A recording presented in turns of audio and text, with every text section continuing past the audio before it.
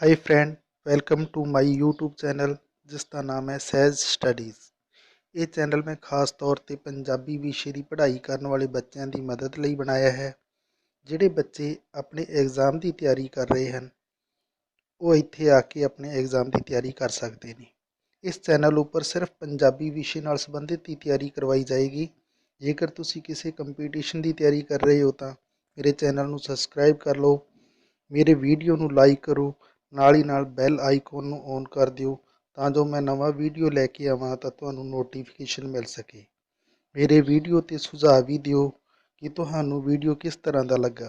जेकर ਤੁਹਾਨੂੰ पंजाबी ਦੇ किसी होर टॉपिक ते वीडियो की लोड़ है ਤਾਂ भी मैनू कमेंट करके जरूर दस्सिओ। अपने दोस्तां नाल इस वीडियो ਨੂੰ जरूर शेयर करो। मैं ਤੁਹਾਨੂੰ ਇੱਥੇ पंजाबी विषय नाल जुड़ी ਪ੍ਰੀਖਿਆ योग हर वीडियो प्रोवाइड करवावांगा। नमस्कार साथियों, पंजाबी भाषा की सिक्ख्या शास्त्र के अंदर अज अपना व्याकरण तो रिलेटेड व्याकरण की जी सिक्ख्या शास्त्र के अंदर भूमिका है, आलोचनात्मक अध्ययन है, वो पढ़ रहे सी आपां। अज इस भाग के अंदर आपां पढ़ांगे पंजाबी व्याकरण की भाषाई महत्ता। साथियों, जिहड़े मेरे वीर इस चैनल ते नवे जुड़े ने वो चैनल की प्लेलिस्ट के अंदर जाके पंजाबी भाषा का सिक्ख्या शास्त्र वाली भाग के अंदर ये सारे वीडियोज़ आपको मिल जाएंगे। ये जोड़ा टॉपिक है खास तौर पर जिन्ने भी टीचर बनने लिए पात्रता के एग्जाम ने, चाहे PS टेट है, C टेट है, रीट है या होर H टेट है, उन्होंने अंदर पंजाबी लैंग्वेज के तौर पर जो पेडोगोजी पूछी जाती है उसके अकॉर्डिंग ये क्वेश्चन आ जाते हैं। इसके अंदरों पूछे जाते हैं तो कंटिन्यू अपने चैनल के उपर टॉपिक वाइज जारी है। तुसी इन्हां पहला वाले वीडियो को देखने के लिए चैनल की प्लेलिस्ट के अंदर जाके वो सारी वीडियोज़ देख सकते हो। तो अगे जोड़े टॉपिक आने हैं वो ऐसे भाषा शास्त्र के अंदर कंटिन्यू जारी रहेंगे। जिमें ही ये टॉपिक पूरे होंगे तो अपने इस तो रिलेटेड क्वेश्चनों के टॉपिक है जोड़े वो शुरू हो जाएंगे। इस दे नाल नाल साथियों एक टॉपिक होर शुरू होने जा रहा है, वो है आप सब स्टूडेंट की डिमांड के अकॉर्डिंग टीचिंग मैथड का जो टॉपिक है वो शुरू होने जा रहा है। वो ज़्यादा वड्डा टॉपिक नहीं है, वो शायद 4-5 वीडियोज़ के अंदर कंप्लीट हो जाएगा। तो ऐसे ही उन्होंने कोई 5 या 7 वीडियोज़ ने उन्होंने अंदर उस तो रिलेटेड क्वेश्चन भी अवेलेबल करवाने की मैं कोशिश कराँगा। तो आप उन्होंने भी जरूर देखना क्योंकि वो भी पात्रता ते टीचर बनने लिए जिन्ने भी एग्जाम ने उन्होंने अंदर वो क्वेश्चन भी अक्सर पूछ लए जाते हैं। तो आओ साथियों शुरू करते हाँ पंजाबी व्याकरण की भाषाई महत्ता के बारे। व्याकरण भाषा के मित्र वांग है, वो इसकी सहयोगी होंदी है। तो व्याकरण का काम की है, एक लैंग्वेज के नाल उसका फ्रेंड वाला हिसाब है कि एक दोस्त के वांग वो व्याकरण है भाषा के लिए। तो वो तो बिना ये अधूरी मान सकते हैं, कोई भी भाषा जी वो व्याकरण तो बिना अधूरी कह सकते हैं। व्याकरण है जी वो भाषा के सहयोग करती है। फिर अपने को दूसरा पॉइंट है व्याकरण के आधार पर भाषा सीखनी सौखी हो जाती है।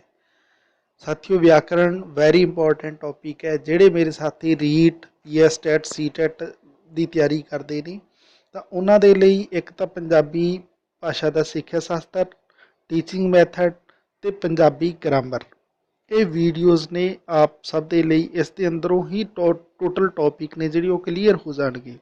तो इस तो बाद मैं कोशिश करा कि इस तो रिलेटेड ने जोड़े मॉडल पेपर है, जोड़ा प्रैक्टिस पेपर है, वो भी आपको प्रोवाइड करवाए जान।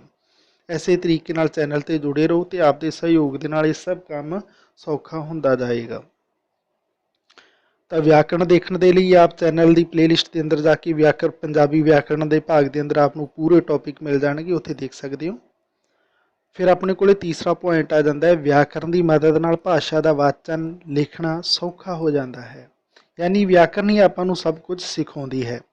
फिर चौथा भाग आ पॉइंट आ जाता है अपना व्याकरण की भाषाई रस्ते की बुनियाद तैयार करता है, यानी व्याकरण है जोड़ा वही भाषाई जोड़ा रस्ता है उसकी जोड़े असली जोड़ा तौर तरीका ढंग है वो उसनू डिवेलप करता है, सिखाता है।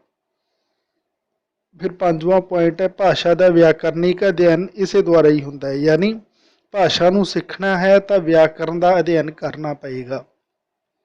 फिर 6वां पॉइंट आ जाता है साथियों अपना व्याकरण के नेम ही भाषाई शुद्धता बनाने का काम करते हैं।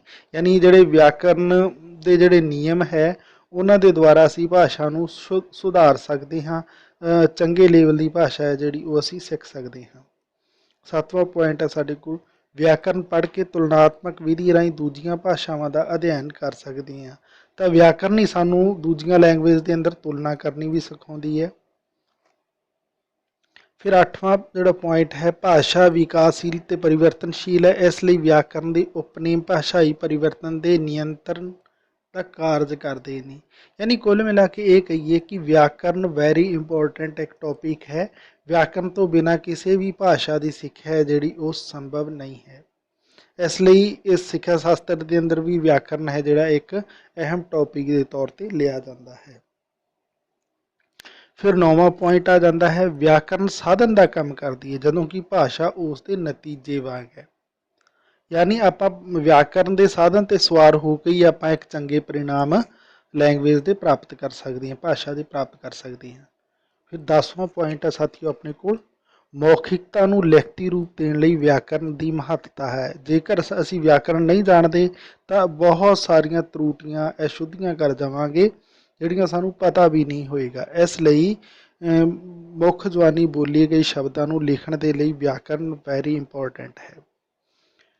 तो हुण आपां गल करांगे व्याकरण की सिक्ख्या का आरंभ। यानी असी ये कह सकते हैं कि व्याकरण की सिक्ख्या कदों शुरू हुई, इस दे बारे जानकारी। तो जो आप व्याकरण की सिक्ख्या के आरंभ की गल करते हैं साथियों, तो व्याकरण की सिक्ख्या का आरंभ कदों किया जाए ये प्रश्न बहुत ही विचारयोग है।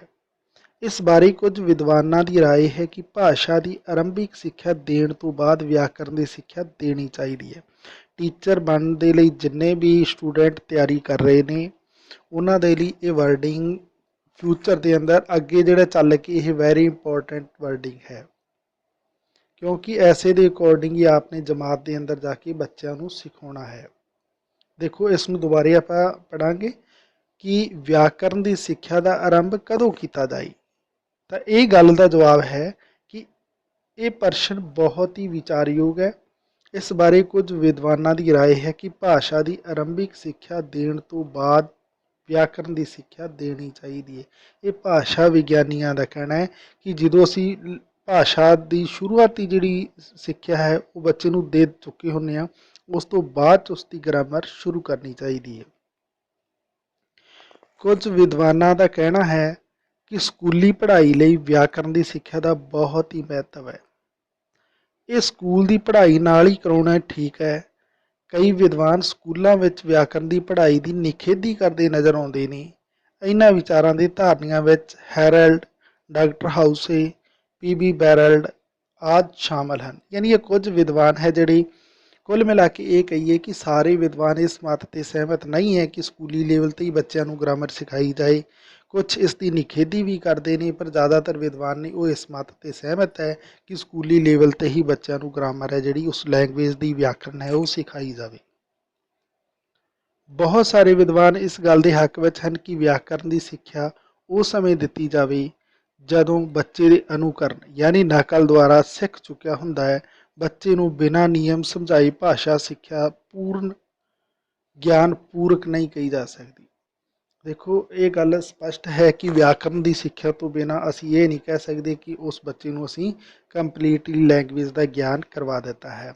तो व्याकरण का ज्ञान बच्चे के लिए जरूरी है। फिर अपने को जोड़ा अगला पॉइंट आ जाता साथियों वो व्याकरण ज्ञान के पद्धर, यानी किस किस पद्धर ते व्याकरण का ज्ञान किस किस प्रकार का होवे। तो व्याकरण का ज्ञान सारे पद्धरां ते इक्को जिहा नहीं करवाया जा सकता। भाषा की सिक्ख्या समय व्याकरण का ज्ञान कराने के ਵੱਖ-ਵੱਖ पद्धर इस प्रकार समझे जा सकते हैं। सब तो पहला आ जाता है प्राइमरी पद्धर ते व्याकरण की सिक्ख्या, यानी जिहड़ियां छोटियां जमातां है उहदे अंदर बच्चे को असी व्याकरण की सिक्ख्या किस तरीके नाल देनी है। तो प्राइमरी पद्धर ते व्याकरण की सिक्ख्या प्रयोग द्वारा करानी चाहिए है। इस दे अंदर विधि किहड़ी वरतनी असी साथियों प्रयोग के द्वारा। टीचिंग मैथड के अंदर ये चीज़ां क्लीयर हो जानियां कि प्रयोग किद्दां हुंदा है ते असी ਸਹਿਸੰਬੰਧ ਕਿੱਦਾਂ ਸਥਾਪਿਤ ਕਰਦੇ ਹਾਂ, ਅਭਿਆਸ ਕੀ ਹੈ, ਇਹ ਉਸ ਸਾਨੂੰ ਟੀਚਿੰਗ ਮੈਥਡ ਦੇ ਅੰਦਰ ਪਤਾ ਚੱਲੇਗਾ। ਫਿਰ ਦੂਸਰਾ ਪੁਆਇੰਟ ਹੈ ਨਿਮਨ ਸੈਕੰਡਰੀ ਸ਼੍ਰੇਣੀ ਵਿੱਚ, ਯਾਨੀ ਸੈਕੰਡਰੀ ਤੋਂ ਜਿਹੜੀਆਂ ਛੋਟੀਆਂ ਜਮਾਤਾਂ ਹੈ ਤੇ ਪ੍ਰਾਇਮਰੀ ਤੋਂ ਉੱਚੀਆਂ ਹੈ, ਉਹਨਾਂ ਦੇ ਅੰਦਰ ਅਸੀਂ ਵਿਆਕਰਣ ਦੀ ਸਿੱਖਿਆ ਕਿਸ ਤਰੀਕੇ ਨਾਲ ਦੇਣੀ ਹੈ। ਨਿਮਨ ਸੈਕੰਡਰੀ ਪੱਧਰ ਤੇ ਵਿਆਕਰਣ ਦੀ ਸਿੱਖਿਆ ਦਿੰਦੇ ਸਮੇਂ ਬੱਚਿਆਂ ਨੂੰ ਪਰਿਭਾਸ਼ਾ ਅਤੇ ਉਦਾਹਰਨਾਂ ਅਨੁਸਾਰ ਸਮਝਾਉਣਾ ਚਾਹੀਦਾ ਹੈ। ਦੇਖਿਓ, ਜਿੱਥੇ ਅਸੀਂ ਪ੍ਰਾਇਮਰੀ ਦੇ ਅੰਦਰ ਪ੍ਰਯੋਗ ਕਰਕੇ ਬੱਚੇ ਨੂੰ ਸਿਖਾਇਆ, ਉੱਥੇ ਹੀ ਅਸੀਂ ਨਿਮਨ ਸੈਕੰਡਰੀ ਯਾਨੀ ਪ੍ਰਾਇਮਰੀ ਤੋਂ ਉੱਪਰ ਵਾਲੀਆਂ ਜਮਾਤਾਂ ਤੇ ਸੈਕੰਡਰੀ ਤੱਕ ਤੋਂ ਹੇਠਾਂ ਵਾਲੀਆਂ ਜਿਹੜੀਆਂ ਜਮਾਤਾਂ ਹੈ, ਉਹਨਾਂ ਦੇ ਅੰਦਰ ਬੱਚਿਆਂ ਨੂੰ ਵਿਆਕਰਣ ਦੀ ਉਸ ਡੈਫੀਨੇਸ਼ਨ ਵੀ ਦੱਸੀ ਤੇ ਐਗਜ਼ਾਮਪਲ ਦੇ ਰਾਹੀਂ ਵੀ ਉਸ ਨੂੰ ਹੱਲ ਕੀਤਾ। ਤੇ ਤੀਸਰਾ ਜਿਹੜਾ ਪੁਆਇੰਟ ਆ ਜਾਂਦਾ, ਉਹ ਆ ਜਾਂਦਾ ਹੈ ਉੱਚ ਸੈਕੰਡਰੀ ਪੱਧਰ ਤੇ ਵਿਆਕਰਣ ਦੀ ਸਿੱਖਿਆ, ਯਾਨੀ ਉੱਚੀਆਂ ਜਮਾਤਾਂ ਦੇ ਅੰਦਰ ਵਿਆਕਰਣ ਦੀ ਸਿੱਖਿਆ ਕਿਸ ਤਰੀਕੇ ਨਾਲ ਦਿੱਤੀ ਜਾਵੇ। ਤਾਂ ਇਸ ਦੇ ਅੰਦਰ ਸਾਥੀਓ, ਉੱਚ ਸੈਕੰਡਰੀ ਪੱਧਰ ਤੇ ਵਿਆਕਰਣ ਦੀ ਸਿੱਖਿਆ ਦਿੰਦੇ ਸਮੇਂ ਵਿਆਕਰਣ ਨਿਯਮਾਂ ਤੇ ਉਹਨਾਂ ਦੀ ਆਲੋਚਨਾ ਪਾਠਕ੍ਰਮ ਅਨੁਸਾਰ ਸਮਝਾਉਣੀ ਚਾਹੀਦੀ ਹੈ। ਤਾਂ ਸਾਨੂੰ ਉੱਚ ਪੱਧਰ ਤੇ ਫਿਰ ਵਿਆਕਰਣ ਦੇ ਜਿਹੜੇ ਨਿਯਮ ਆ ਜਾਂਦੇ ਨੇ, ਉਹਨਾਂ ਨੂੰ ਦੱਸਦੇ ਹੋਏ ਸਾਨੂੰ ਪਾਠਕ੍ਰਮ ਦੇ ਅਨੁਸਾਰ ਸਮਝਾ ਕੇ ਉਹਨਾਂ ਦੀ ਆਲੋਚਨਾ ਕਰਨੀ ਕਿ ਸਾਨੂੰ ਤਰਕ ਸਹਿਤ ਦੱਸਣਾ ਪੈਂਦਾ ਹੈ।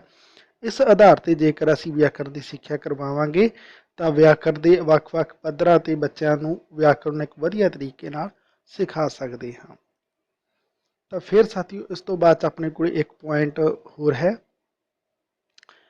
ਕਿ ਵਿਆਕਰਣ ਦੀ ਭਾਸ਼ਾ ਸਿੱਖਿਆ ਵਿੱਚ ਮਹੱਤਤਾ। ਵਿਆਕਰਣ ਦੀ ਭਾਸ਼ਾ ਸਿੱਖਿਆ ਵਿਚਲੀ ਮਹੱਤਤਾ ਹੇਠ ਲਿਖੇ ਆਧਾਰ ਤੇ ਸਮਝਿਆ ਜਾ ਸਕਦਾ ਹੈ। ਤਾਂ ਇੱਕ ਨੰਬਰ ਹੈ ਵਾਕ ਬਣਤਰ ਵਿੱਚ ਲੋੜੀਂਦੀ, ਯਾਨੀ ਵਾਕ ਬਣਾਉਣ ਦੇ ਅੰਦਰ ਵਿਆਕਰਣ ਦੀ ਭਾਸ਼ਾ ਸਿੱਖਿਆ ਦੇ ਅੰਦਰ ਮਹੱਤਤਾ ਹੈ। 2 ਨੰਬਰ ਪੁਆਇੰਟ ਭਾਸ਼ਾ ਦੇ ਸਹੀ ਸਰੂਪ ਨੂੰ ਪੇਸ਼ ਕਰਨ ਵਿੱਚ ਵੀ ਮਦਦਗਾਰ ਹੈ। ਫਿਰ ਤੀਸਰਾ ਹੈ ਸ਼ਬਦ ਭੇਦਾਂ ਬਾਰੇ ਜਾਣਕਾਰੀ ਕਰਾਉਣ ਵਾਲੀ ਹੈ, ਯਾਨੀ ਜਿਹੜੇ ਸ਼ਬਦ ਭੇਦ ਨੇ ਤਾਂ ਉਹਨਾਂ ਦੇ ਅੰਦਰ ਸਾਨੂੰ ਇਹ ਅੰਤਰ ਵੀ ਜਾਣਕਾਰੀ ਕਰਾਉਂਦੀ ਹੈ, ਅੰਤਰ ਸਹਿਤ। ਤੇ ਇਹ ਚੀਜ਼ ਸਾਨੂੰ ਉੱਥੇ ਪਤਾ ਚੱਲੇਗੀ ਵਿਆਕਰਣ ਵਾਲੇ ਭਾਗ ਦੇ ਅੰਦਰ। ਸਾਥੀਓ, ਚੈਨਲ ਦੀ ਪਲੇਲਿਸਟ ਦੇ ਅੰਦਰ ਵਿਆਕਰਣ ਦੇ ਟੋਟਲ ਟੌਪਿਕ ਮੌਜੂਦ ਨੇ, ਉੱਥੇ ਜਾ ਕੇ ਤੁਸੀਂ ਵਿਆਕਰਣ ਸਭ ਤੋਂ ਪਹਿਲੇ ਜ਼ਰੂਰ ਸਟੱਡੀ ਕਰੋ। ਮੈਂ ਇਹ ਤੁਹਾਨੂੰ ਇੱਕ ਸਲਾਹ ਦੇਵਾਂਗਾ ਕਿ ਵਿਆਕਰਣ ਜੇਕਰ ਤੁਸੀਂ ਪਹਿਲੇ ਦੇਖਦੇ ਹੋ, ਸਮਝਦੇ ਹੋ, ਤਾਂ ਬਾਅਦ ਦੇ ਅੰਦਰ ਬਾਕੀ ਚੈਪਟਰ ਨੇ ਸਾਡੇ ਜਿਹੜੇ ਬਹੁਤ ਸੌਖੇ ਹੋ ਜਾਂਦੇ ਨੇ। ਫਿਰ ਚੌਥਾ ਪੁਆਇੰਟ ਹੈ ਭਾਸ਼ਾ ਦੀ ਟਕਸਾਲੀ ਰੂਪ ਪ੍ਰਦਾਨ ਕਰਨ ਲਈ ਲੋੜੀਂਦੀ। ਤਾਂ ਸਾਥੀਓ, ਇਹ ਨੇ ਜਿਹੜੇ ਉਹ ਵਿਆਕਰਣ ਦੀ ਭਾਸ਼ਾ ਸਿੱਖਿਆ ਦੇ ਅੰਦਰ ਮਹੱਤਤਾ ਰੱਖਦੇ ਨੇ।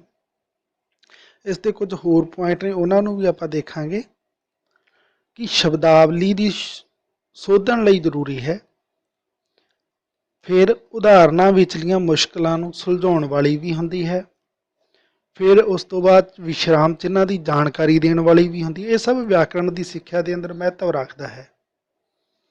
ਫਿਰ ਜਿਹੜਾ ਲੇਖਕਾਂ ਲਈ ਲਾਭਦਾਇਕ ਹੈ, ਲੇਖਕਾਂ ਲਈ ਬਹੁਤ ਹੀ ਲਾਭਦਾਇਕ ਹੈ ਸਾਥੀਓ ਵਿਆਕਰਣ ਦੀ ਸਿੱਖਿਆ, ਕਿਉਂਕਿ ਲੇਖਕ ਬਣਦੇ ਲਈ ਸਾਨੂੰ ਤਰੁੱਟੀਆਂ ਤੋਂ ਰਹਿਤ ਹੋਣਾ ਪਏਗਾ ਤੇ ਤਰੁੱਟੀਆਂ ਤੋਂ ਰਹਿਤ ਸਾਨੂੰ ਜਿਹੜੀ ਉਹ ਵਿਆਕਰਣ ਹੀ ਕਰੇਗੀ। ਫਿਰ ਸਾਡੇ ਕੋਲ ਹੈ 9ਵਾਂ ਪੁਆਇੰਟ ਖੋਜੀਆਂ ਲਈ ਲਾਹੇਵੰਦ, ਜਿਹੜੇ ਰਿਸਰਚ ਕਰਦੇ ਨੇ। ਫਿਰ 10ਵਾਂ ਭਾਸ਼ਾ ਵਿਗਿਆਨ ਦਾ ਜ਼ਰੂਰੀ ਅੰਗ ਦੇ ਵਜੋਂ ਵੀ ਇਸ ਚੀਜ਼ ਨੂੰ ਸਮਝਿਆ ਜਾਂਦਾ ਹੈ। ਤੇ 11ਵਾਂ ਆ ਜਾਂਦਾ ਮੁਹਾਵਰਿਆਂ ਤੇ ਅਖਾਣਾਂ ਲਈ ਜ਼ਰੂਰੀ ਹੈ। ਤਾਂ ਇਹ ਸਨ ਸਾਥੀਓ ਅੱਜ ਦੇ ਵਿਆਕਰਣ ਤੋਂ ਵਿਆਕਰਣ ਦੀ ਭਾਸ਼ਾ ਸਿੱਖਿਆ ਸ਼ਾਸਤਰ ਦੇ ਅੰਦਰ ਭੂਮਿਕਾ, ਮਹੱਤਵ ਤੇ ਆਲੋਚਨਾ ਦੇ ਬਾਰੇ ਆਪਣੇ ਟੌਪਿਕ।